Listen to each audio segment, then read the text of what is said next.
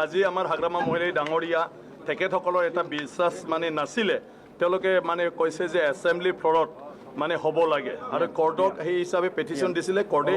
accordingly মানে order দিছিলে যে ইয়াত আপোনাৰ স্পীকাৰ প্ৰথম মানে নিৰ্বাচন কৰি ফালে স্পীকাৰৰ দ্বাৰা ইয়াত ফ্ল'ৰ টেষ্টটো হ'ব লাগে আৰু সেই ফ্ল'ৰ টেষ্টটো কম্পজিট ফ্ল'ৰ টেষ্ট আছিলে যদি হাগ্ৰামা মহিলাই ডাঙৰীয়া বা BPF দলৰ পৰা ইচ্ছা কৰে তেওঁলোকে চিফৰ কাৰণে নমিনেট কৰিব পাৰিলে হয় কিন্তু তেওঁলোকে কোনো নমিনেট নকৰিলে গতিকে প্ৰমোদ বড়ো ডাঙৰীয়াই ইয়াত মানে ফুল মেজৰিটি হৈ পালে আজি ফ্ল'ৰ টেষ্টত তেওঁ জয়যুক্ত হৈ গ'ল আৰু এতিয়া প্ৰমোদ বড়োৰ নেতৃত্বত আমাৰ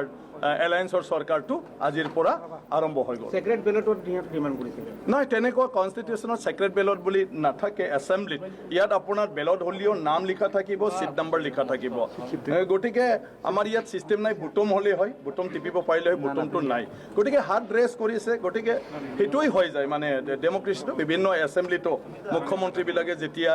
আপোনাৰ মানে তেওঁলোকৰ মানে আস্থা ভোট বিচাৰে তেতিয়া হেণ্ড ৰেজিং হৈ যায়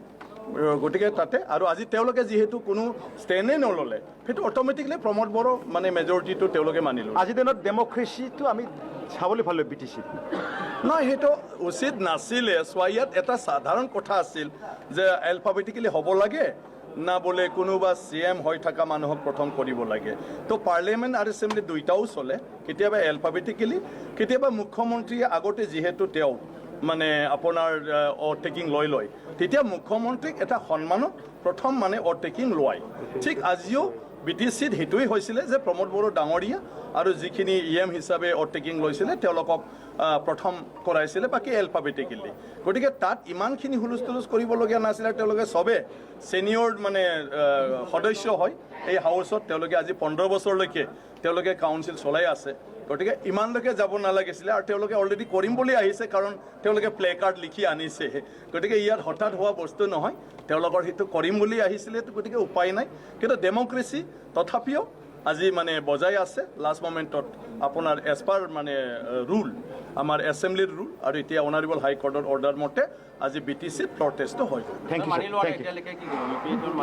নাই নাই এইটোতো ব্যক্তিগত কথা মানি লওক নলওক এতিয়া আইনেহে ক'ব সংবিধানেহে ক'ব গতিকে ৰুলটোৱেই সেইটো যিকোনো মানুহৰ ইচ্ছা যদি যায় এটা হাউচত 2-3টা গ্ৰুপ হ'ব গতিকে ৰুলৰ মতেহে যাব গতিকে আজি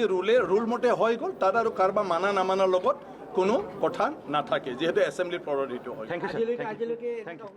ইউ